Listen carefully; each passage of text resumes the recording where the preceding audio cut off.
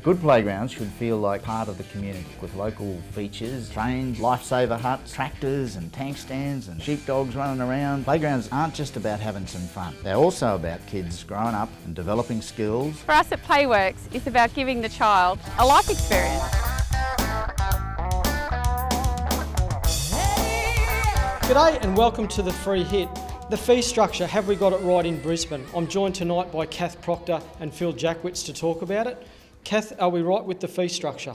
Well, I think our members really need to know, first of all, that there's a few things that can't change in our fee structure. A certain amount goes to Hockey Queensland as their fees. We pay player insurance. We also have a marketing levy that goes to Hockey Queensland, and then the associations put their fees on, which allows us to run competitions, provide development and facilities for all our members. So at the moment, that's the way the fees are structured, and hopefully we keep them as low as we can for as long as we can. The percentage involved in those particular items, Kath? Off the top of my head, I would think probably 45% of our money immediately goes elsewhere, so and only 55% is retained at the association level. Phil, from a BHA perspective? I think the fees need to be reflective of modern sporting needs, like the way people move around today, their availability, working weekends, working shifts, flying in, flying out, that sort of thing. I think we need to have a fee structure which appeals to them, to try and get more and more people to come in and play the game. Maybe lower grades maybe should have not the training component, you know, they reduce their fees as well, where they're more social, that sort of thing. Kath, Phil's spoken about the different nature of society. Does the structure allocate, the fee structure in BWHA, is it allocated for those sort of people? At the moment, we only have what we class as a casual player, which allows people to play up to 5 games, or else a full-time player. But we have discussed, and management is looking in the future, depending on what happens, being able to cater for those players that can only play half a season because of their circumstances, which do occur.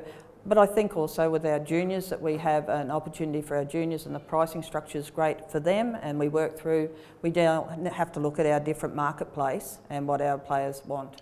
Phil, Kath touched on juniors. How are we going at that end of the scale?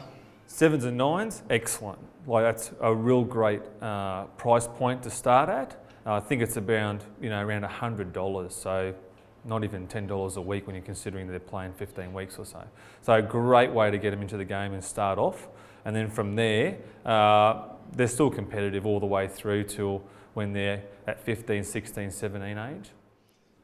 And Kath, the future for the game as far as fees and playing?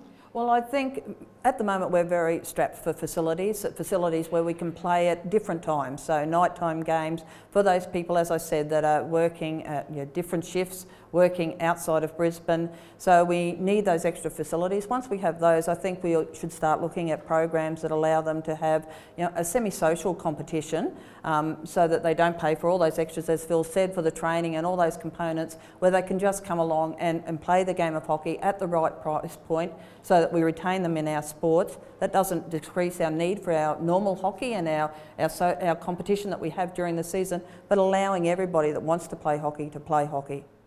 Fantastic, some great comments there from both Phil and Kath on the Free Hit. Again, we're only here to discuss them, not to decide on them. I'm Tom Wetton, we'll see you next time.